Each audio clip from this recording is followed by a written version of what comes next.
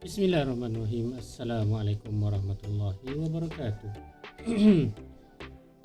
Jumpa kembali untuk minggu yang ke-35 sama saya Ustaz Robot. Hari ini kita akan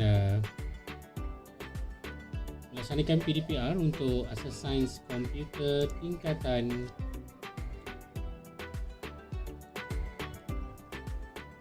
1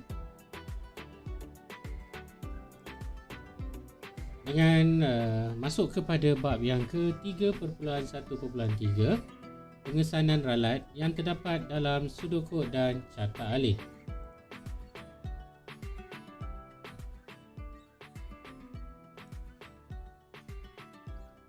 Kita rimas kembali aktiviti yang telah kita buat pada minggu yang ke-34. Anda dikendaki untuk membina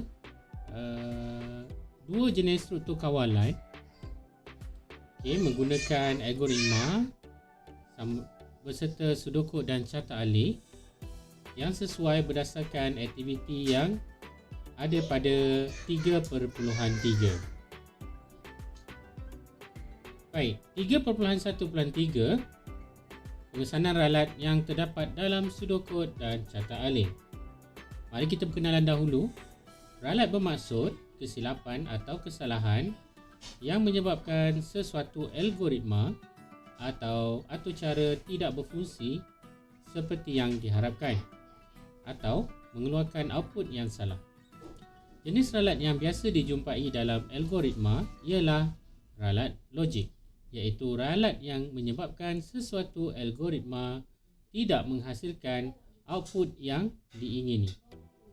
Ralat logik boleh terjadi apabila tindakan atau langkah yang salah diminta untuk dilaksanakan atau urutan pelaksanaan tindakan tidak betul. Oleh itu, ralat logik adalah disebabkan oleh kesilapan manusia semasa pembangunan algoritma.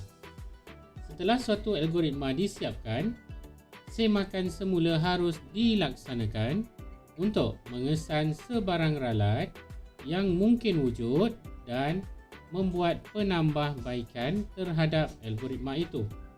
Rajah 3.28 menunjukkan dua teknik semakan semula yang biasa digunakan.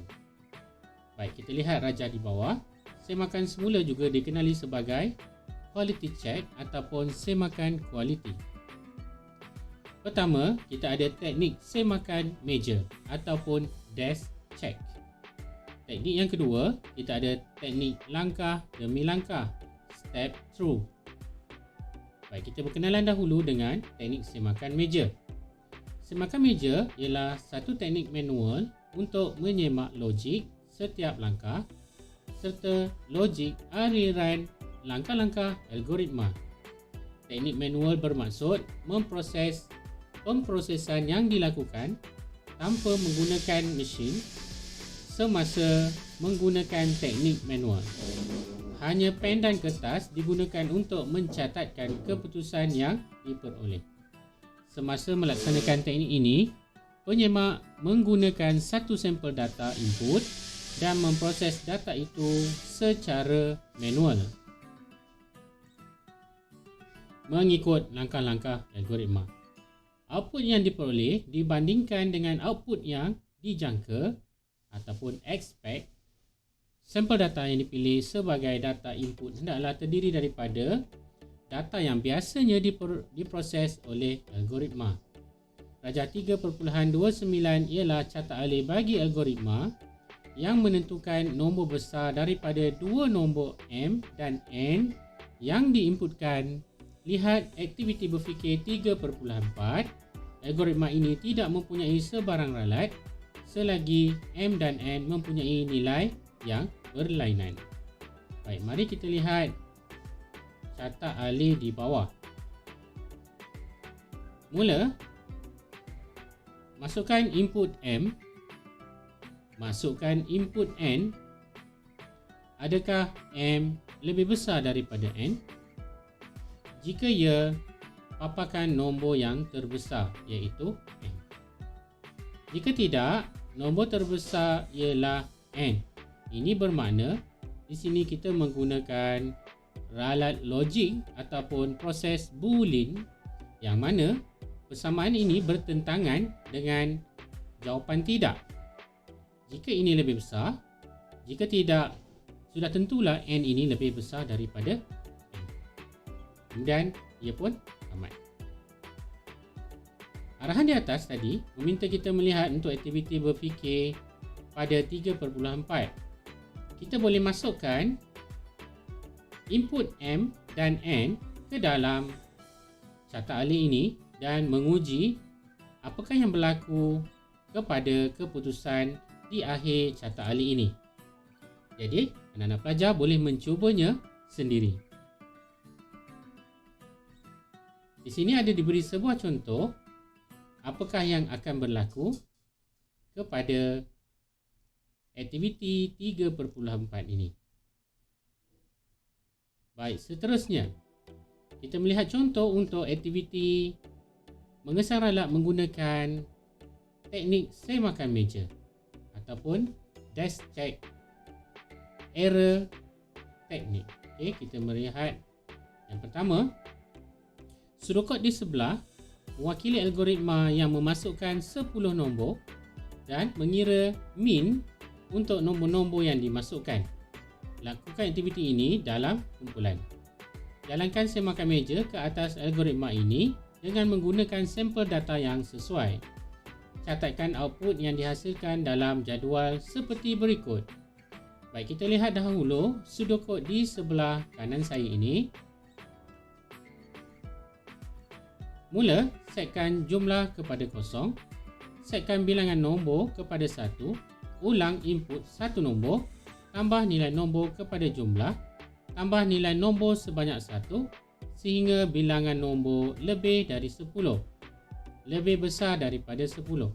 Kira min iaitu jumlah bahagi bilangan nombor paparkan nilai min. Baik anak-anak pelajar, formula bagi min ialah jumlah bahagi dengan nombor.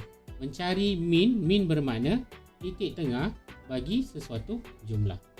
Adakah output algoritma seperti dijangkakan? Jika tidak, cari ralat yang wujud dan baiki algoritma bentangkan ke dalam kelas. Baik, dia dah bagi nombor. Okey, dia dah bagikan input. Kemudian jumlah. Jumlah akan dibahagikan dengan nombor. Adakah dia mendapat jumlah yang betul ataupun ada ralat berlaku di situ? Baik, anak-anak boleh mencubanya untuk melihat teknik semakan meja ini berhasil atau tidak. Kita pergi teknik langkah yang kedua, iaitu teknik langkah demi langkah, step through. Teknik ini memeriksa logik algoritma secara langkah demi langkah mengikut urutan dalam algoritma. Berbanding dengan teknik semakan meja, sampel data tidak digunakan untuk teknik ini. Rajah 3.31 menunjukkan carta alih dan rajah 3.32 menunjukkan sudut kod untuk algoritma yang memaparkan jumlah semua nombor antara 1 hingga 10. Baik, kita lihat dahulu rajah di sebelah kiri ini, iaitu carta alih bagi memaparkan jumlah semua nombor antara 1 hingga 10. Mula, setkan jumlah kepada 0, setkan nombor kepada 0. Okey, kita kena jelas di sini bahawa nombor yang dimasukkan tidak lebih daripada 10. Okey, kerana di bawah ini dia jelas menunjukkan bahawa nombor yang dikehendaki diminta untuk dimasukkan adalah hanya 1 hingga 10. Okey. Baik, ini sahaja nombor yang diminta. Kemudian di bawah ini ada proses pilihan. Ada struktur kawalan pilihan yang pertama, nombor lebih kecil daripada 10. Jika ya, tambah nombor kepada jumlah, tambah 1 kepada nombor. Okey. Misalnya kita letakkan 1. Okey, kemudian di sini 1. Kemudian adakah nombor 1 lebih kecil daripada 10? Ya. Kita tambah di sini 1. Tambah 1 kepada nombor menjadi 2 dan naik semula di atas untuk diletakkan di sini. 2 adalah lebih kecil sehinggalah kita mendapat 10 adalah bukan lebih kecil daripada 10. Jadi di sini ada bilangan pembilang sehingga 10. Kita lihat di sebelah kanan. Di sebelah kanan ada sudokod yang menerangkan tentang carta alik ini. Algoritma ini mempunyai satu ralat. Algoritma ini tidak memaparkan jumlah semua nombor antara 1 hingga 10. Sebaliknya, algoritma ini memaparkan jumlah semua nombor antara 0 hingga 9.